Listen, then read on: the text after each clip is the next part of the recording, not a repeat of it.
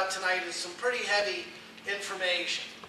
Some of it you may not be familiar with yet, and I encourage you to not end your query tonight, but continue on. I can tell you that about 10 years ago, I was sort of a hopeless neocon, a student of William F. Buckley Jr., and thought his stuff was just great, and had a good friend of mine, Mike Tommaso, and actually, as a side note, our newborn baby's name, Kessler Michael Owens, the Michael is for Mike Tommaso, who also really was instrumental in helping lead me back to the Lord.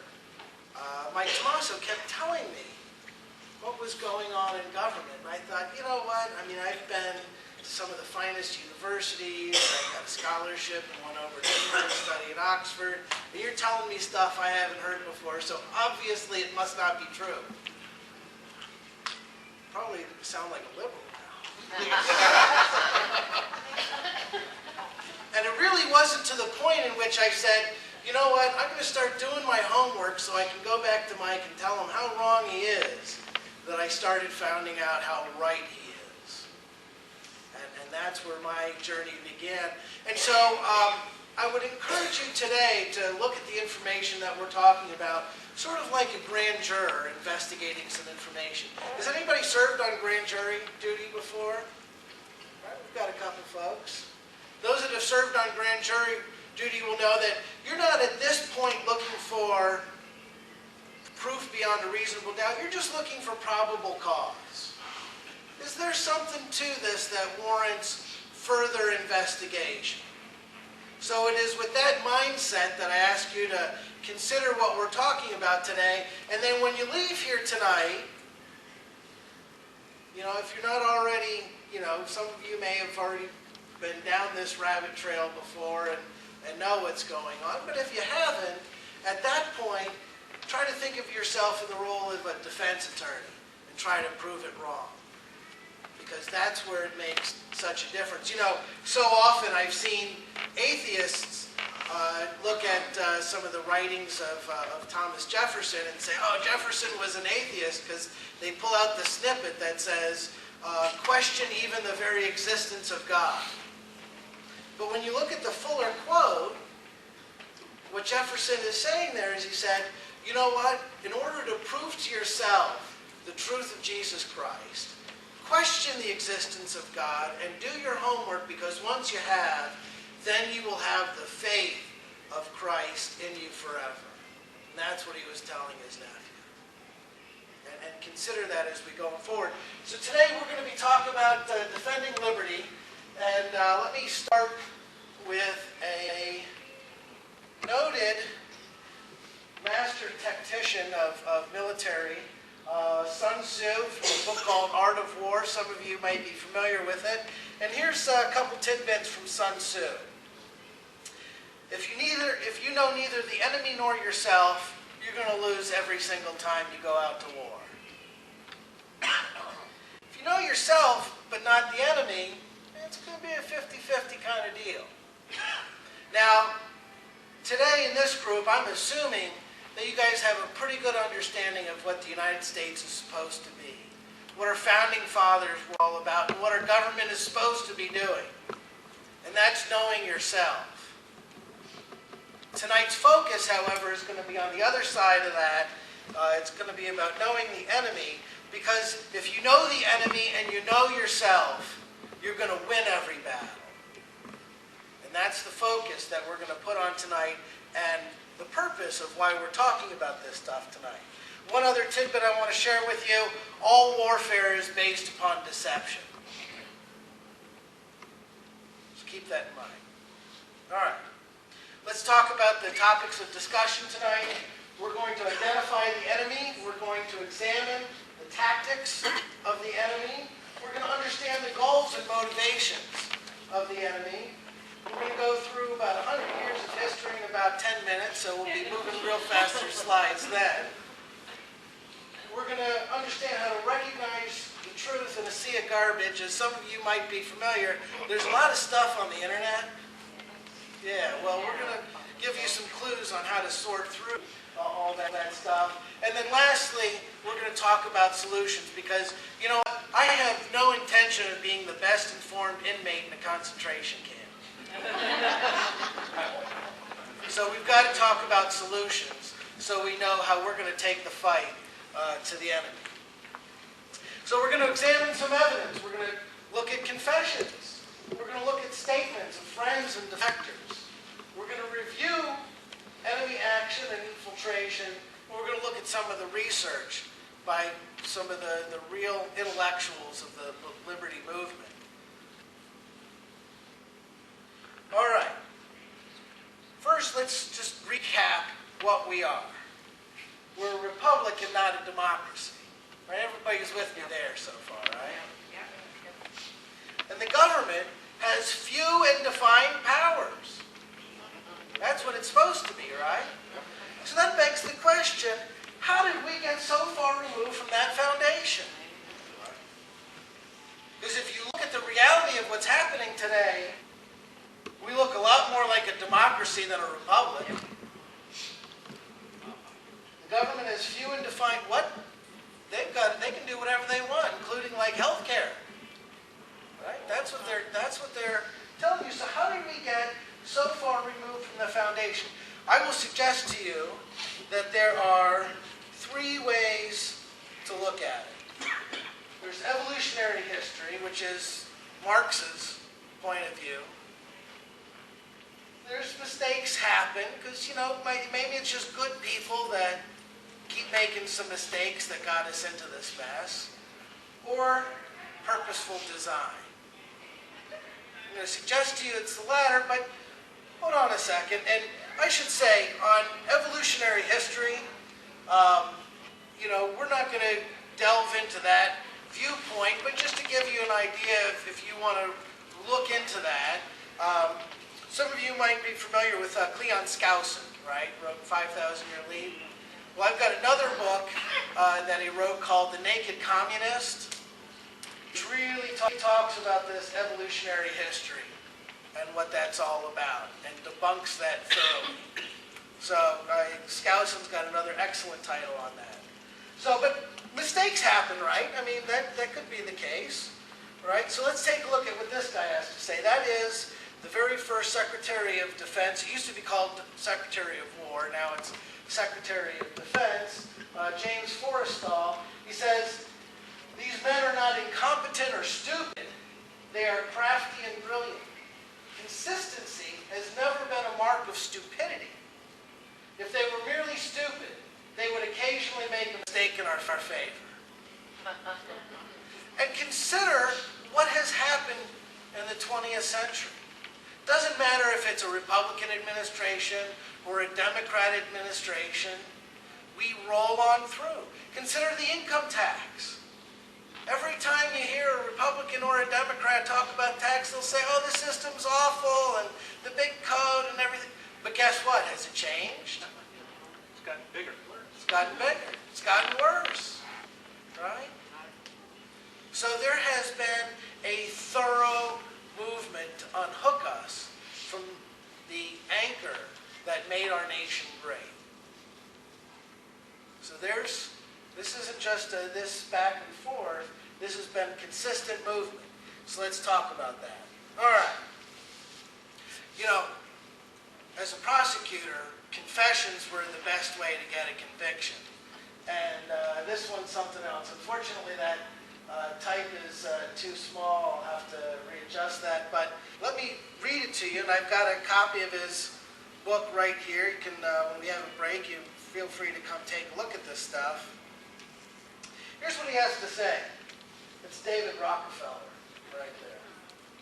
He says, "For more than a century, ideological extremists at either end of the political spectrum have seized upon well-publicized incidents, such as my encounter with Castro, to attack the Rockefeller family for the inordinate influence they claim we wield over American political and economic institutions. Some even believe we are part of a secret cabal working against the best interests of the United States, characterizing my family and me as internationalists and of conspiring with others around the world to build a more integrated global political and economic structure. One world, if you will. If that's the charge, I stand guilty, and I'm proud of it. That's the man's own words. So, you know, we throw around that big C word, conspiracy. Now, that's his own words, right? But consider for a second the definition of conspiracy. I mean, is this so far out? We're talking about more than one person doing something under the table for an evil purpose. All right. Well, that's not such a big deal. All right, so let's move on. Let's identify some of the enemies that we're talking about here. This gentleman here is H. Rowan Gaither. He is a former chairman of the Ford Foundation. He says, we shall use our grant-making powers to so alter life in the United States that we can be comfortably merged with the Soviet Union. This fellow right here, that's Winston Lord, former president of the Council on Foreign Relations. He says, the Trilateral Commission doesn't secretly run the world. The Council on Foreign Relations does. And they get a little bit tussle together. Interestingly, unfortunately, we couldn't blow this up a little bit more. That's Winston Lord there. That's Nancy Pelosi. You guys like Nancy, right? And that's Richard Gere, right next to her. This gentleman here, Arthur Schlesinger Jr., was a major figure in politics, really throughout the second half of the 20th century. He was an officer in the OSS, which was the forerunner to the CIA. He was co-founder for Americans for Democratic Action, which is a openly anti-American, pro-communist organization. It was the forerunner and perhaps the parent of SDS, Students for Democratic Society. He was a special advisor to JFK and sort of court historian to multiple presidencies. In the May-June 1947 issue of Partisan Review, he makes it plain what we should be doing in the United States. He says, socialism should be implemented by piecemeal gradualism, and it's critical that the American people not know what's happening or who's making it happen, because they would reject it, they would respond to it, they would oppose it.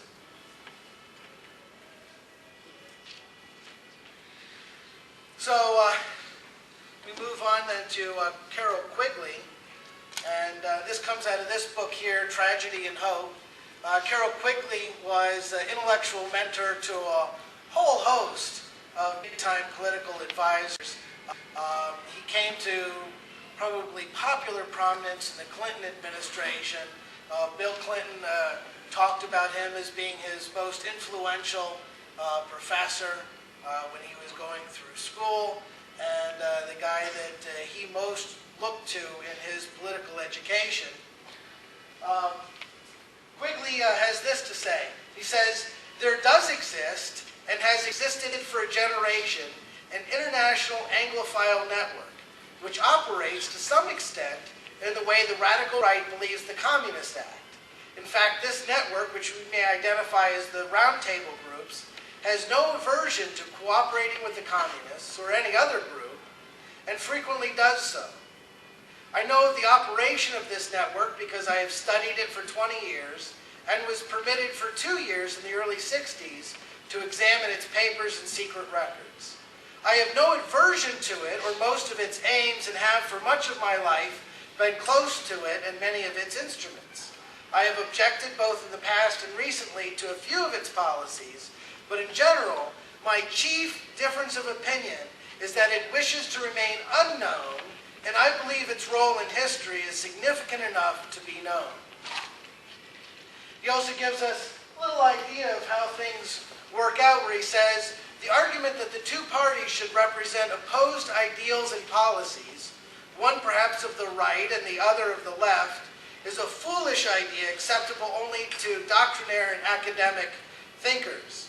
Instead, the two parties should be nearly identical so that the American people can throw the rascals out at any election without leading to any profound or extensive shifts in policies. It should then be possible to replace it every 4 years if necessary by the other party, which will be none of these things but will still pursue with new vigor approximately the same basic policies. Now, consider the application of this. Some of you might remember all the way back to 2008 when Barack Obama was going around saying, "I'm the anti-war candidate." There's this YouTube video of him saying, you know, if our troops are still in Iraq the day I take office, I'm going to bring them home right then. It's the very first thing I'm going to do, right? And he got a lot of press about being the anti-war guy. Well, I guess politicians lie. I just had a client of mine, who's a master sergeant, ship out to Iraq for an 18-year stint, his third, right? There's still combat troops in Afghanistan. What we have seen is exactly the same policies continued without change. That's exactly what Professor Quigley is talking about. So what we've got here really is two teams with different guys that produce the same results. We'll call them the Rockapubs and the Rockocrats. So on the Rockapub side, we got Henry Kissinger, and his counterpart on the Democrat side is Zbigniew Brzezinski. Now, interestingly, excuse me, Zbig, we'll make it a little bit simpler to pronounce his name. Zbig in 2000 was John McCain's chief foreign policy advisor, and in 2008 he was Barack Obama's chief policy advisor for foreign policy. Right? Now these guys, I tell you, you can follow the money, you can look at the memberships. These are all either members of the Council on Foreign Relations or so closely related to it they might as well be, because they're funding. Woodrow Wilson, when he took over, when he ran for president, 2/3 of his funding for his first presidential campaign, 2/3 came from just 7 people. And all 7 of them were international Wall Street bankers that would be instrumental later in forming the Council on Foreign Relations. These folks, I mean, these are 2 teams. They've got divided up so we can implement Carroll Quigley's policy of having, you know, one that looks like it's the right and one that's looking like the left, but producing the absolute same result. So, here's Dick Cheney, and Vice President Dick Cheney once served as a director, a relationship that Cheney concealed during his congressional career.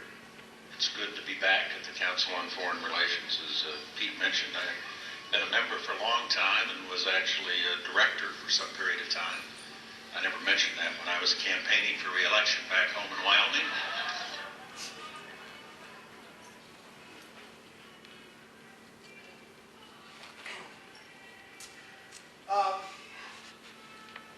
This display gives us essentially all the cabinet offices, president, from 1929. This is actually done through the Bill Clinton era. I realize you can't see the names, but hopefully you can see some of them are in bold type. All of the folks in bold type there are members of the Council on Foreign Relations. Give you some idea of the depth, extent, and influence they're putting into play here.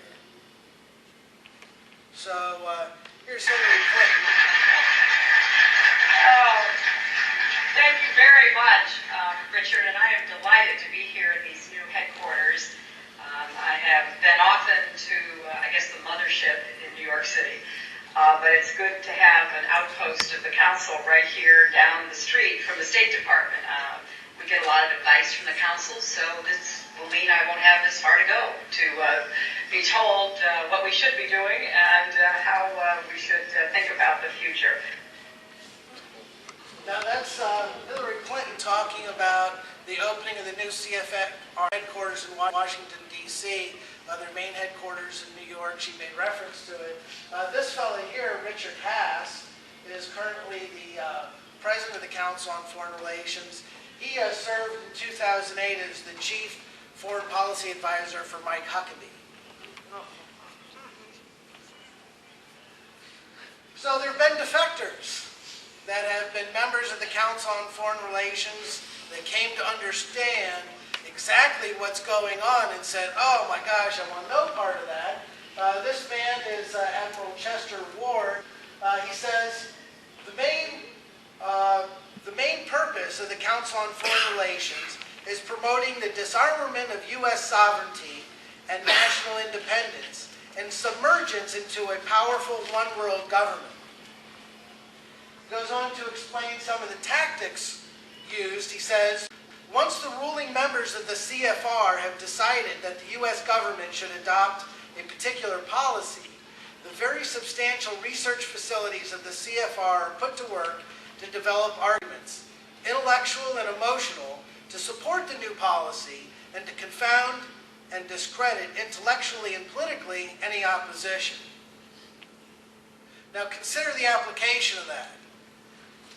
Probably not having to really sell this group hard that global warming is a bunch of nonsense. Right? But consider the fact that global warming is wonderful for CFR types because what it does is it says, hey, we've got a global problem that can only be dealt with global government. We'll have to have taxes, and we can cap the tax, and we can do all these wonderful different things. But it has to be dealt with at a global scale, and so we've got to empower the United Nations to do just that. And now all the research and the media, and how often you see it in Time and Newsweek and the Wall Street Journal, all talking about this horrific thing that's going to happen, right? And if you say, oh, global warming is not a man-made deal, well then you're like a Holocaust denier, right? So that gives you an idea of how that's actually put into practice. Now let me give you an example of media manipulation. You guys remember him, right? All right. Now let me ask, 7 months prior to the 1976 Democratic National Convention, what percentage of registered Democrats favored Jimmy Carter for president? We're talking about just 7 months before the convention.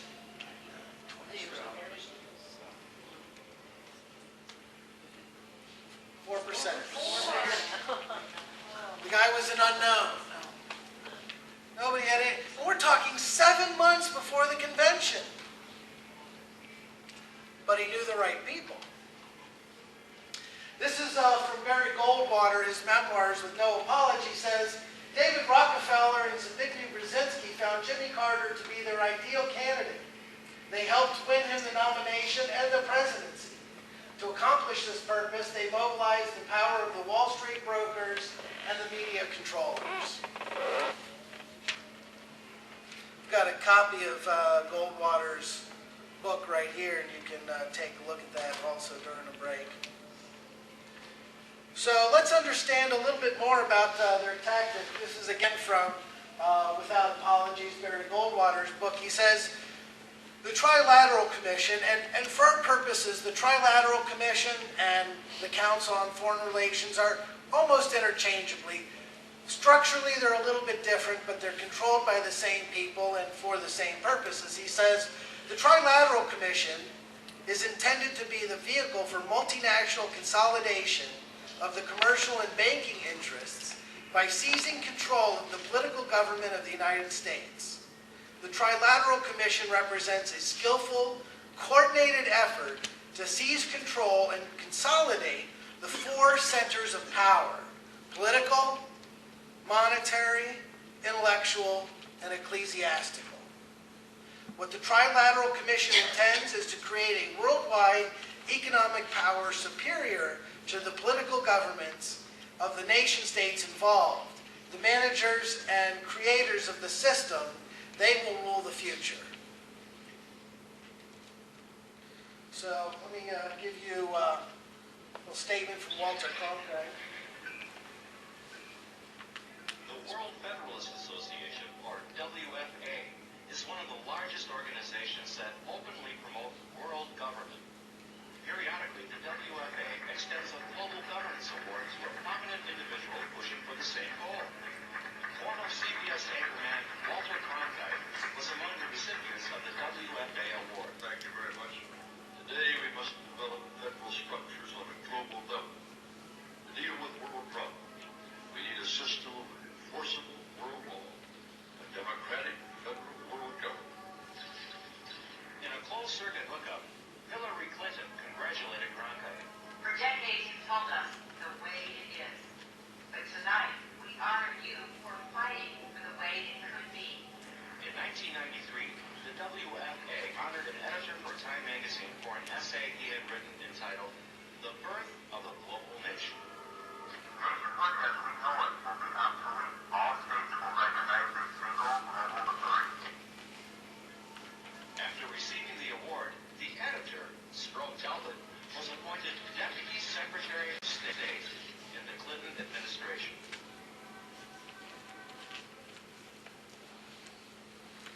So that begs the question, all right, they've got all this power, they're putting these things together. What the heck is their motivation? And like, is everybody in on it? All right, that's a fair question. So let's take a look at two different groups of people. We have top-level operatives, and their motivation, quite simply, is power.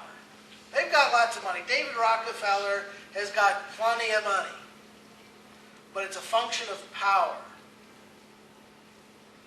I can recall when I was in college, I had a very good professor. He told me, he quipped once, he said, you know, capitalism works because rich people have stupid children. So it can cycle back around. What these guys want is monopoly.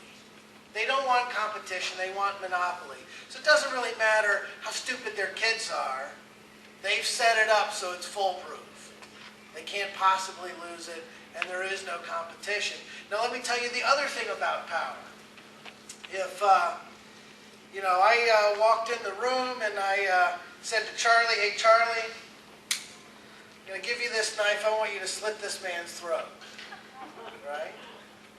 Now, you'd look at me like I was nuts. You'd maybe call the police, right? And I'd be thrown in jail. Now, I'm a lawyer and I know people, so I'd get out pretty quickly. And, you know, I'd probably find a way to beat the charges because I'm pretty good at what I do.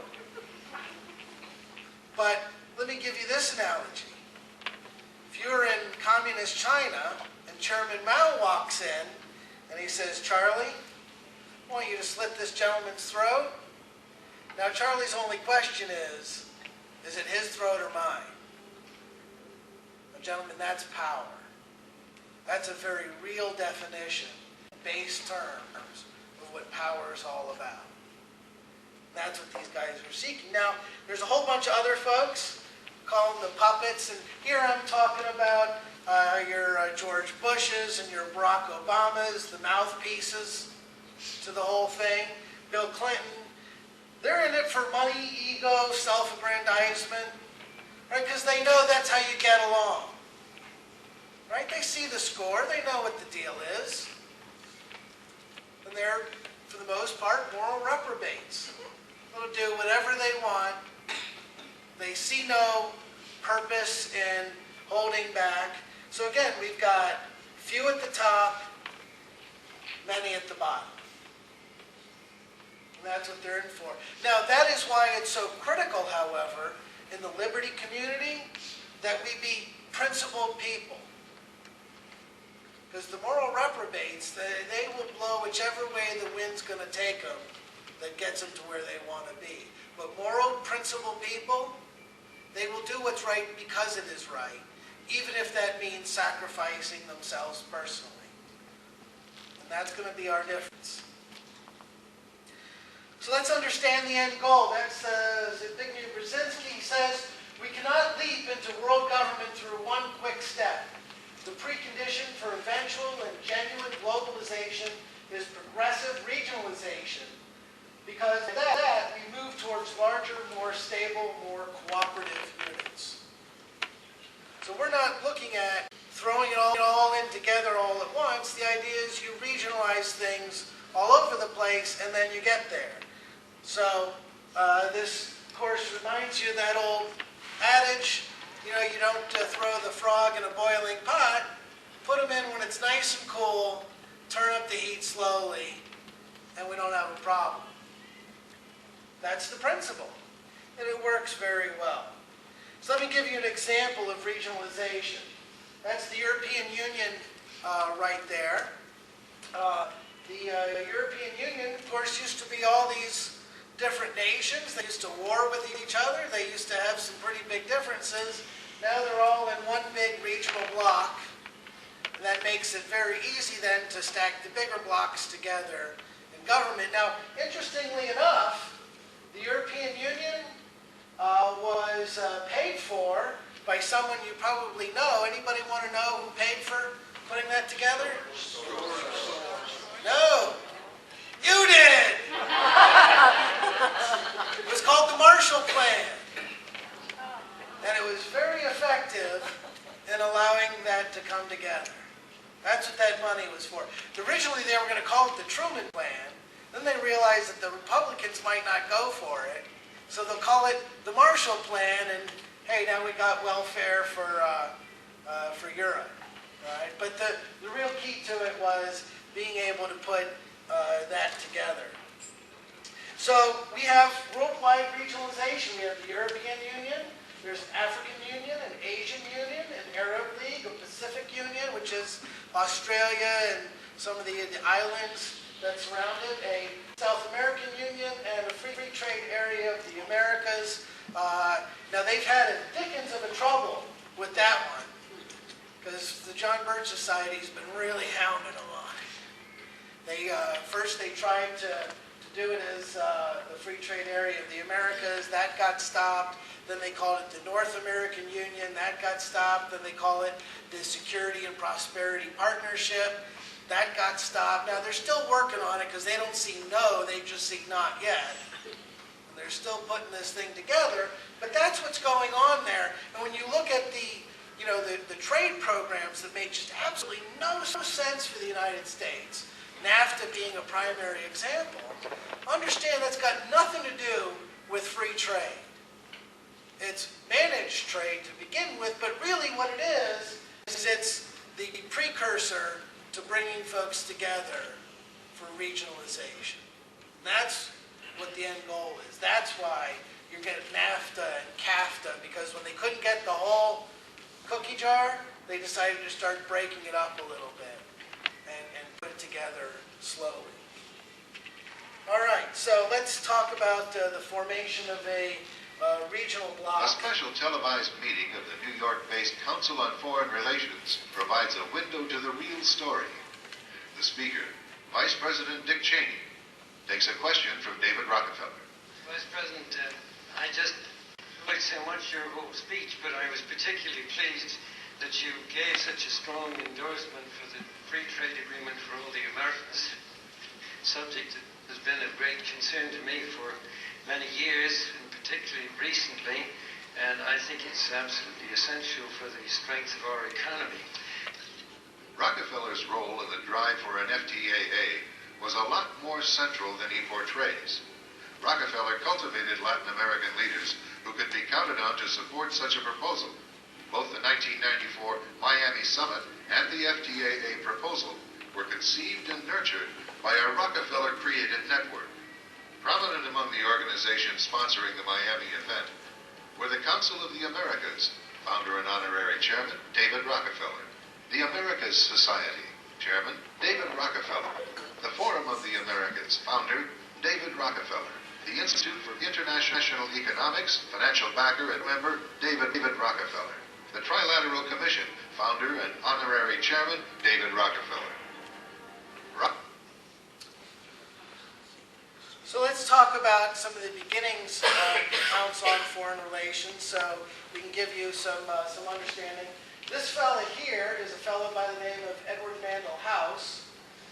He was essentially the alter ego for Woodrow Wilson, and he was the J.P. Morgan guy that brought Wilson along.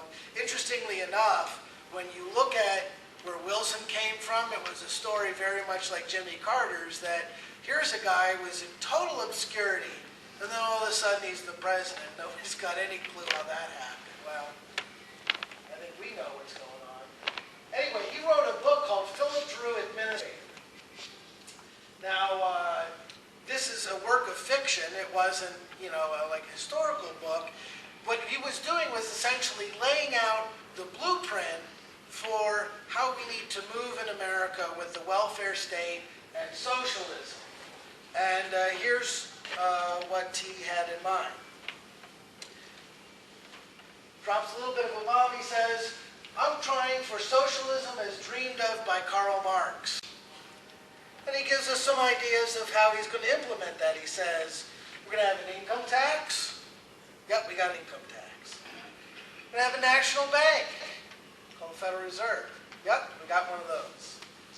We're going to have a social security system. Yep, we got one of those. We're going to restructure the U.S. Constitution.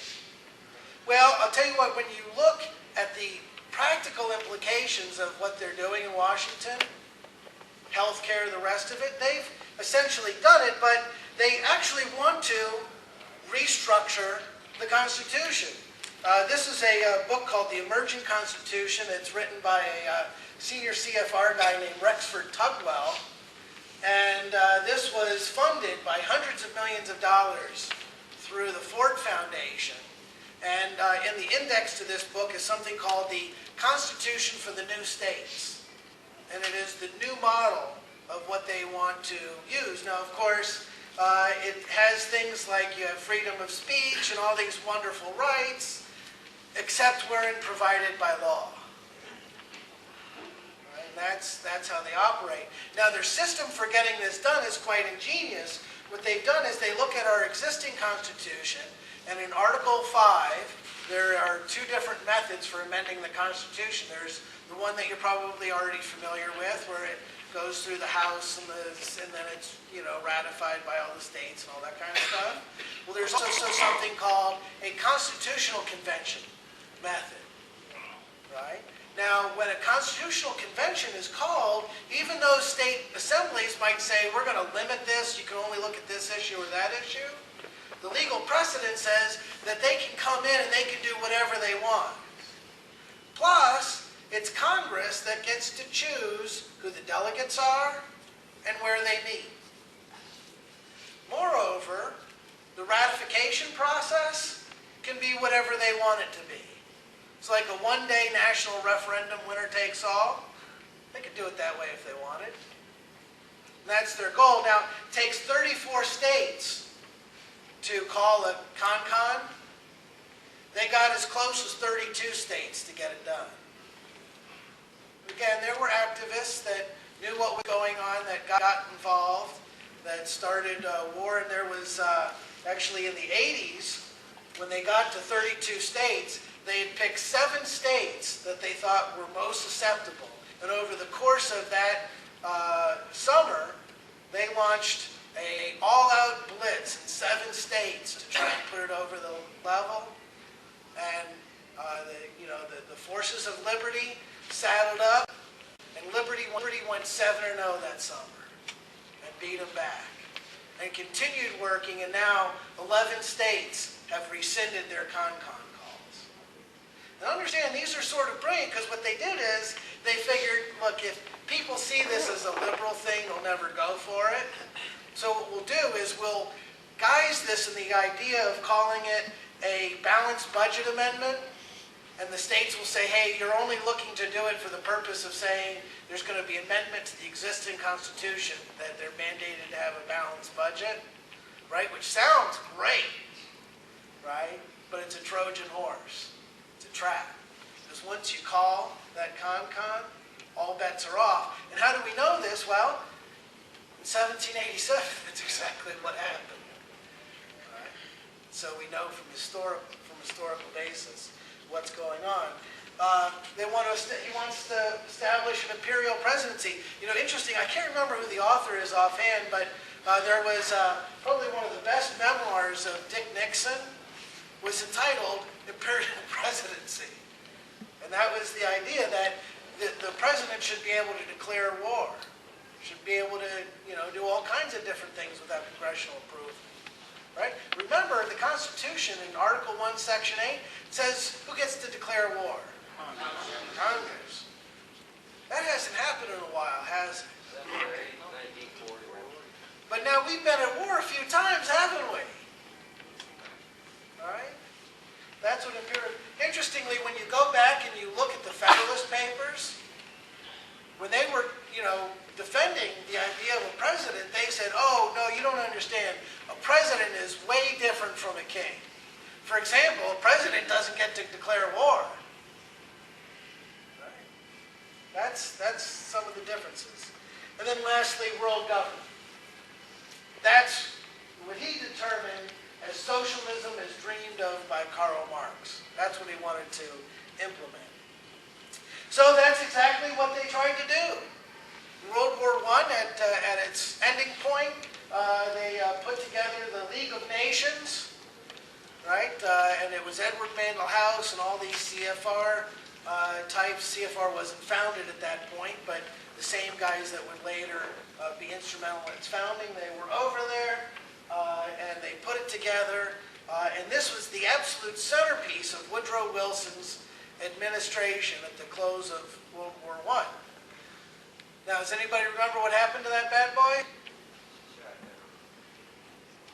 Scoreboard, baby. Got shot down. That's right. Now, these guys are still sitting over there in Europe, and they're thinking, oh, we were so close. Right? So they stayed over there, and they started figuring out and laying out their plans for how that they would create the possibility to have, again, this, this big crisis, because you never want to let a crisis go to waste, right? This big crisis where they could finally push this thing through. So they said, all right, we need to put some things together, and this is what they did. 1921, they founded the Council on Foreign Relations. That's the Pratt House in New York City. That is their headquarters in New York City. In England, they founded something called the Institute on Royal Affairs, same basic entity.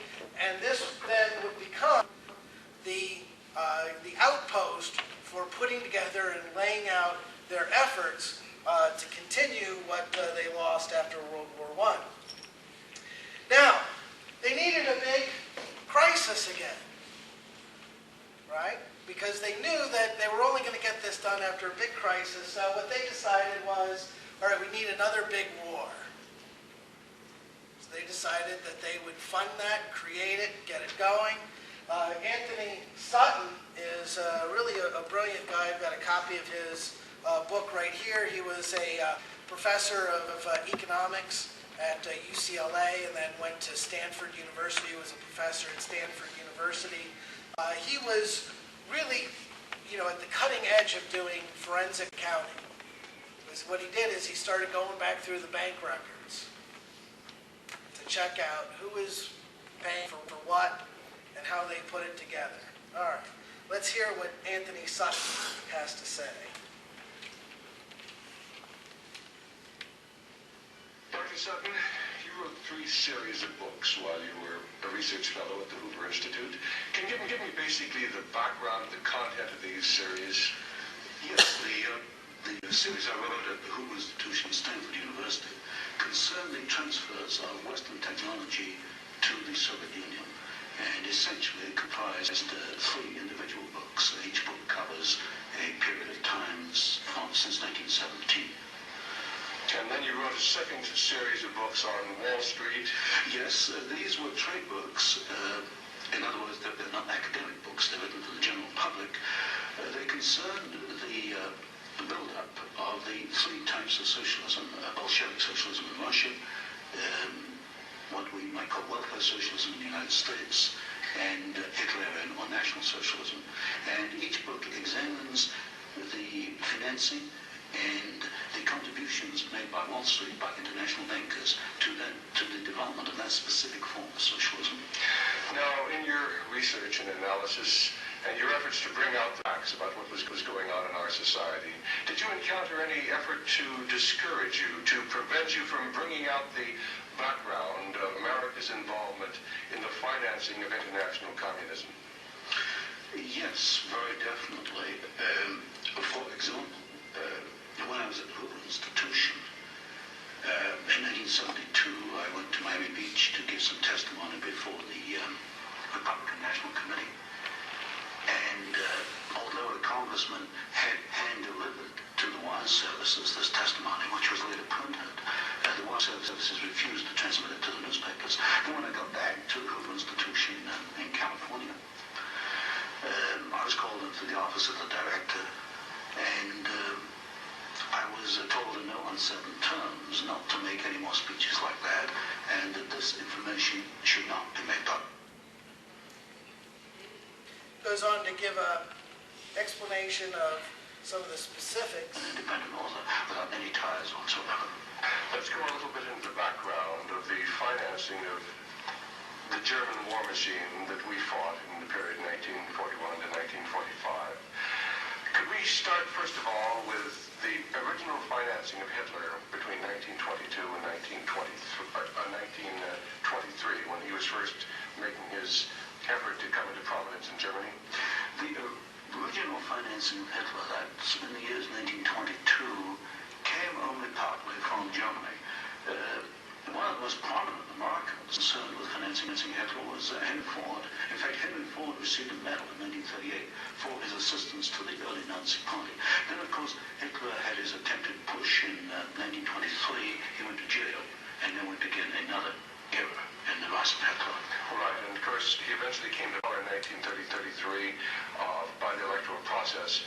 What about the financing of Hitler's electoral activities in 1933?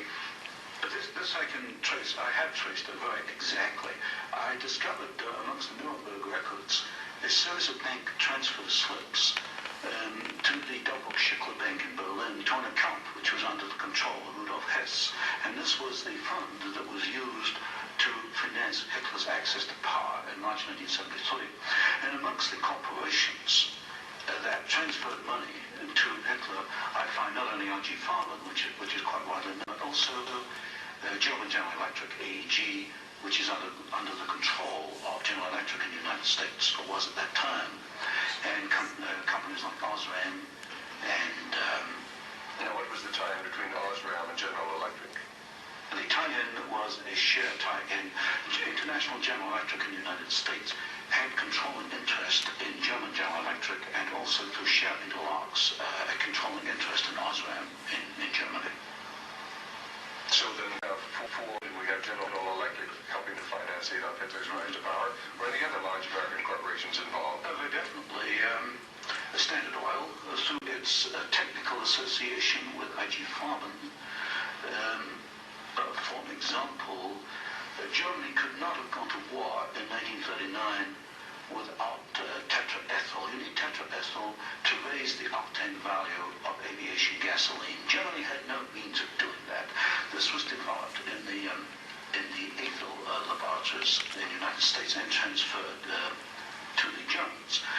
Standard Oil came up with the hydrogenation idea, which was very essential for Germany in the 1930s, because to raise the quality of its gasoline for aviation purposes, this was transferred to the Nazis. And ITT, for example, International Telephone and Telegraph, was very intimately associated with the Nazis through Dr. Schroeder, who was head of the ITT subsidiaries in Germany. And ITT controlled companies which made not only electrical instruments, but also the Focke-Wulf plant, which made airplanes, fighter airplanes. So what you're suggesting then is that American corporations were helping to finance the German industry that was building up the war potential? American corporations, only a few, not many, financed Hitler through their subsidiaries. They transferred technology. They transferred material assistance, for example, stocks of tetraethyl before the Germans could manufacture it under the joint manufacturing agreement with the United States. And also they financed this. For example, Standard Oil financed in 1933 the development of the gas gasoline industry in Germany, which was needed to fight World War II. And that's a very interesting point. Could you go a little bit into the background of where Germany got its oil to fight the Second World War? Because certainly Germany doesn't have oil resources. Germany does not have oil resources, that's true. It used in World War II synthetic oil, which it got from coal. And the basic technical processes for the development of oil from coal came from the United States, essentially from the Standard Oil Laboratories, which had this technical assistance agreement with I.G. Farben. And of course, I.G. Farben contributed something like 60% of the explosives needed by the German Wehrmacht, probably about 40-50% of the gasoline needed by the Wehrmacht and by the German Air Force, the Luftwaffe.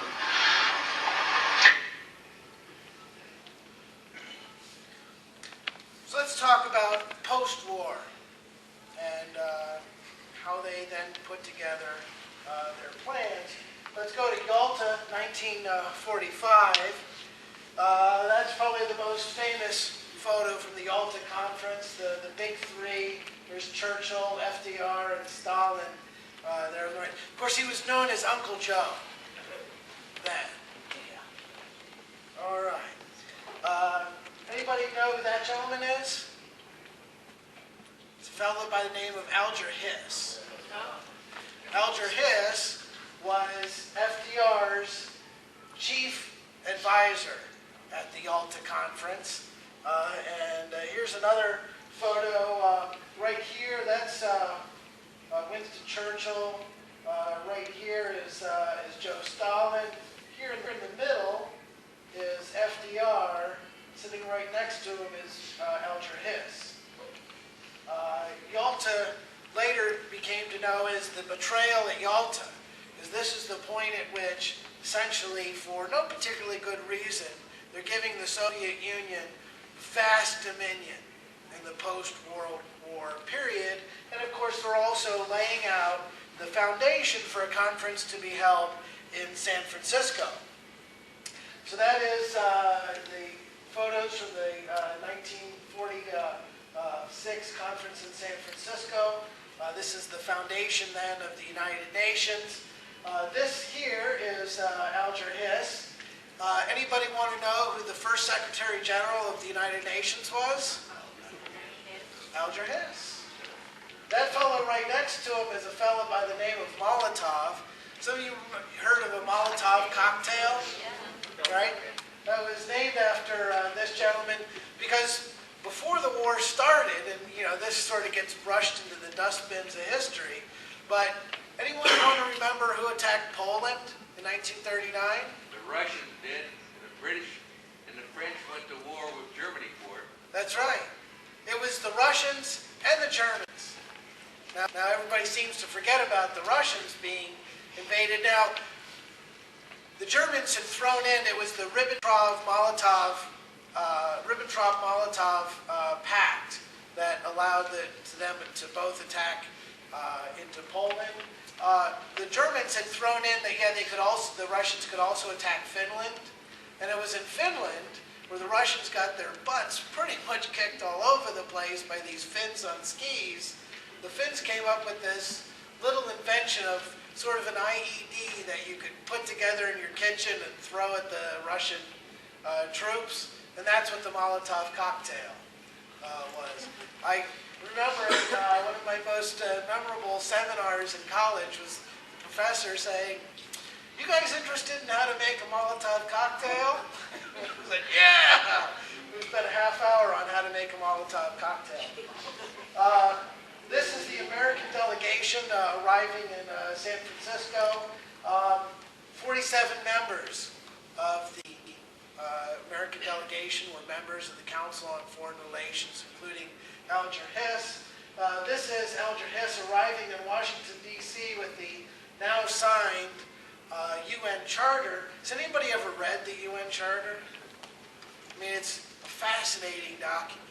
It reads just like the Soviet Constitution. That's the UN Charter right there. He's brought it in a bomb-proof, fire-proof, that's a parachute on it, case to Washington, D.C. This my favorite photo of Alger Hiss. His mugshot when he got, and apparently what it was a defector from the communist movement here in the United States that had come out, outed this guy. He, of course, to his dying day, denied that he was a Soviet agent. Subsequently, anybody heard of the Verona Papers, right? Transcripts that the U.S. government had decrypted of Soviet communications. Also confirmed that this guy was a Soviet agent from the first day he was in there. In fact, he was awarded a Red Star for Valor, which is sort of like the Medal of Honor in the Soviet Union, for his activities. That is the UN headquarters in New York. Anybody know who donated the land? Yeah, the Rockefeller family. That's who paid for this deal. And it sailed through the Senate, right? They made sure that, again, no good crisis would be put to waste. Now, subsequently, just an absolutely outstanding statesman from the state of Ohio, Robert A. Taft, not this, this other Taft.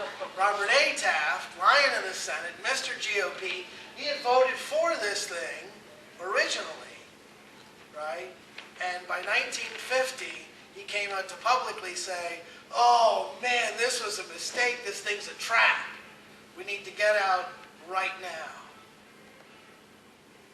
Fortunately, it was a little too late. That isn't the case. Right? You're getting one side of the spin is what you're getting. The heads of Time and Newsweek, that's who those guys are. 256 university and college administrators, 793 professors. If any of you have sent your kid off to college and they came back and you thought, what the heck happened? This was a good kid. All right? This is what's going on in our universities. So I do want to point out, though, there's a lot of garbage out there. And it's important that you can sort through what's truth and what's false. So first of all, there are no lizard men from Mars. Right? Doesn't exist. Interestingly, there's a guy named David Icke who's a big proponent of this lizard men from Mars. And every time the History Channel, which is owned by Rupert Murdoch, puts on a story that talks about the Council on Foreign Relations, you know who they have on to talk about it? The lizard man guy. So he lays out a lot of this proof, and then he says, they're lizard men! Right? So the listening audience is like, oh, man. Right? That's very crafty. There's no Zionist plot. Some of you might, on the internet, you'll see the learned elders of Zion or the protocols of the learned elders of Zion. It's a bunch of garbage. It's not a Jewish plot. David Rockefeller proclaims to be a Baptist. Although, again, I think when you look at where their real religion lies, he's worshiping somebody that ain't the guy upstairs. Right? I mean, this is from hell. In fact, if you read Saul Alinsky's book, Rules for Radicals, does anyone know who the dedication of that book is to? That's right. That's what these guys are all about. So UN troops are not currently massing in Georgia or Ohio or North Dakota. There's a bunch of nonsense. Not too long ago I saw this video that said they're making coffins for us. Right? And they had photos of in Georgia, and there's the coffin there, and we're going to be putting FEMA camps, and those are the coffins when we're done with the FEMA camps. Right? That's what that nonsense is all about. First of all, I can guarantee you, if there's going to be a concentration camp, and I'm not saying that they won't do that, they've done it before, it served useful to their purposes, but when they're done with us, they're not putting you in a coffin. Right? They're going to have a bulldozer come in, and then they're going to cover you in lye. Right? That's how business is done. There's no coffins. Right? And it's nonsense. But of course, the point here is to get you buzzing in a bunch of different directions so you don't really know where the enemy lies. Very crafty. And that's who's putting it out and why they're putting it out. And the other reason is this, that if they can get you talking to your friends and family about all sorts of harebrained stuff, you'll discredit yourself. Nobody will believe you. You'll be the mad guy that's talking about lizard guys and coffins. Right?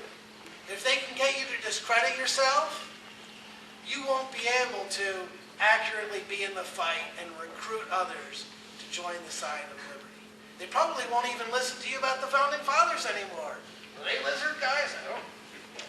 Right? So you got to distinguish fact from fiction. Let me give you a couple tricks to keep in mind. First of all, know the track record, the source of information that you're dealing with. This is absolutely critical. Multi-source the claims. If stuff sounds fantastic, as big as it sounds is as many different sources as you need to make sure that it's verifiable and true. Beware of appeals to worst fears, right? If they're getting into a really emotional, get you set off, that might be a tip-off. We're talking about something that's not legitimate. And follow the money. So let's talk about follow the money for a minute. This fella is a fellow by the name of Millar. He is the head of something called Elohim City. Some of you might remember from the Oklahoma bombing. There was a big flap about Elohim City as being the sort of incubator for Timothy McVeigh and all that kind of stuff. This guy, and the FBI has admitted it, is an FBI agent. This fella is a guy named Van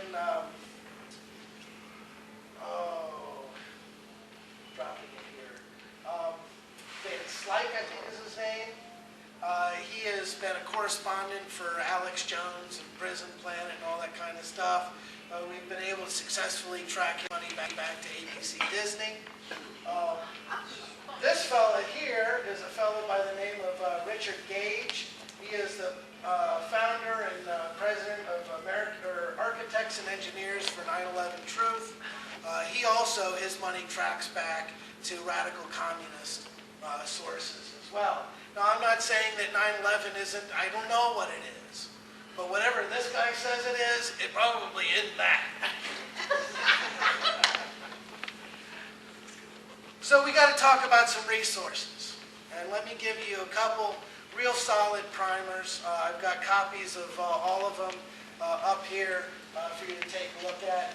Shadows of Power is absolutely outstanding. It really lays out the evidence. And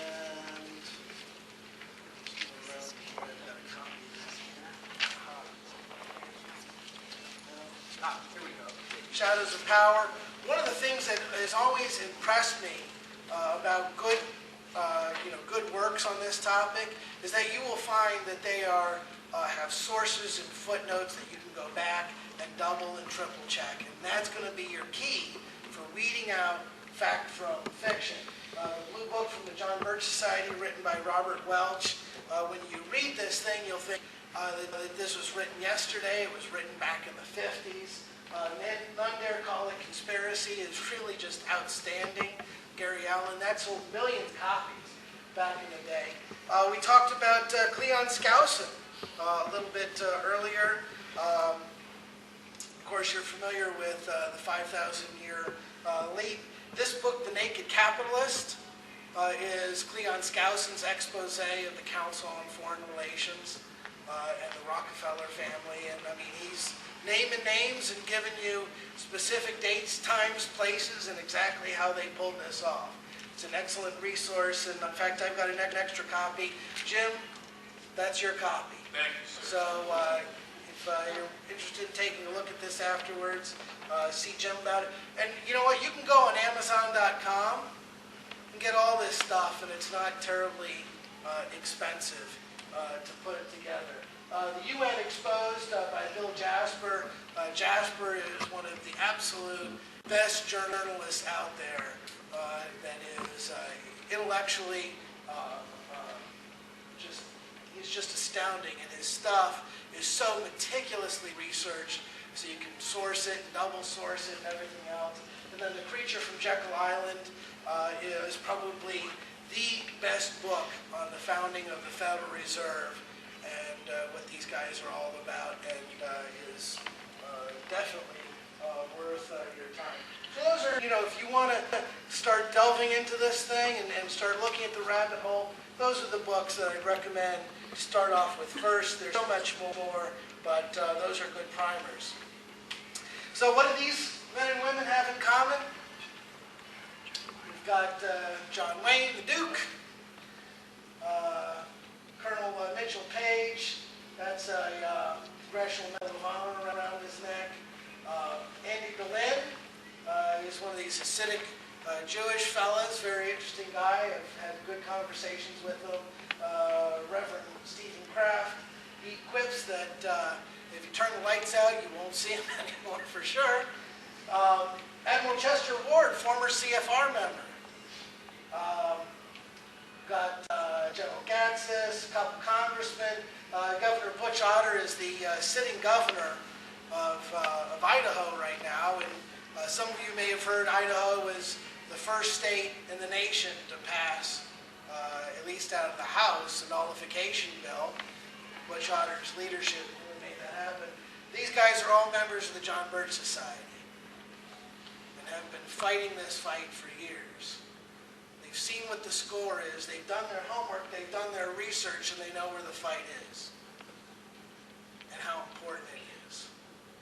So we're not talking about lightweights that are in this. And the other thing, people will want to say, oh, geez, you know what, you're into this stuff. You're going to make yourself irrelevant. You can never run for office. You won't be accepted by your friends. People will call you a racist. Let me ask, you're in the Tea Party movement. You ever been thought of as a racist? Or, right? You tried to be smeared that way? Right? And it goes back to what Chester Ward said. Right? They're going to discredit any opposition, intellectually, politically. Right? Well, you can have these beliefs and you can get elected to office because there's the sitting governor of Idaho right there to prove it. So let's talk about some solutions. First of all, one of the reasons I'm a member of the John Birch Society and I've appreciated the education that I've gotten from the JBS is the John Birch Society is home to the world's largest all-private library, housed at their headquarters in Appleton, Wisconsin. I'm sort of a book guy. I love books.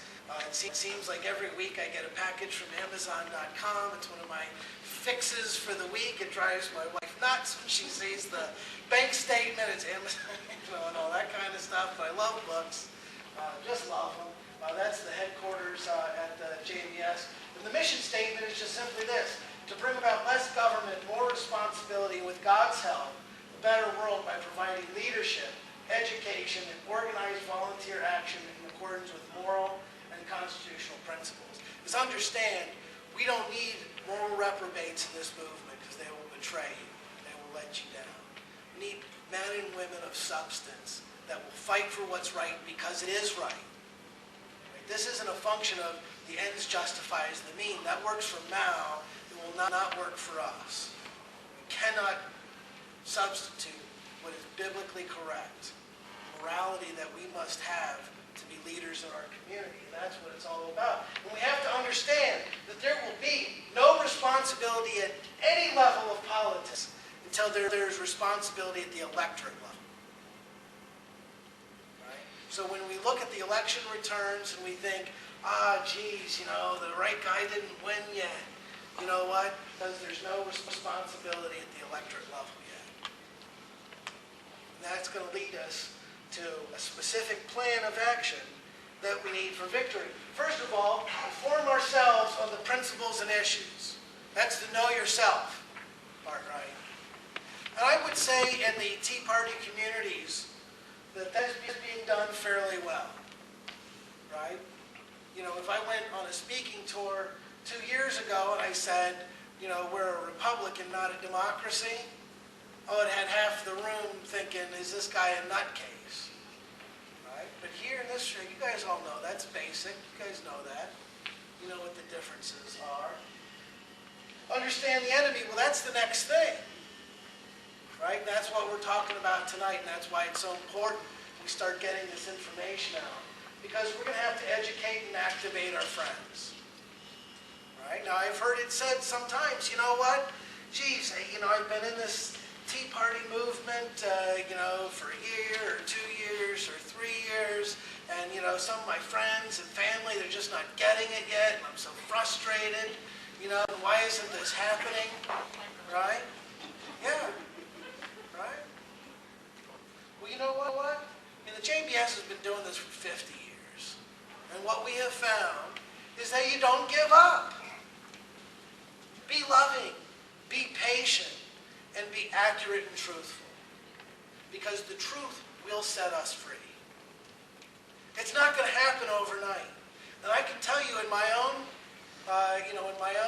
experience, right? This guy, Mike Tomas, I thought he was a nutcase. He's telling me this stuff, right? But he was patient and he was loving. And he kept telling me facts. And then challenging me to verify them or show that they're false myself.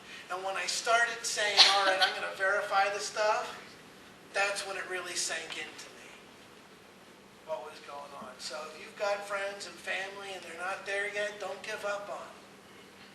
And think of it also in your Christian life, right? If you get a good pastor, he's going to tell you, look, you are not saving somebody. The Holy Spirit is saving somebody. Right? And I think about when I was a kid and my dad was teaching me to use power tools. He says, Robert, you're not going to do the cutting. Just let the power tool do the cutting.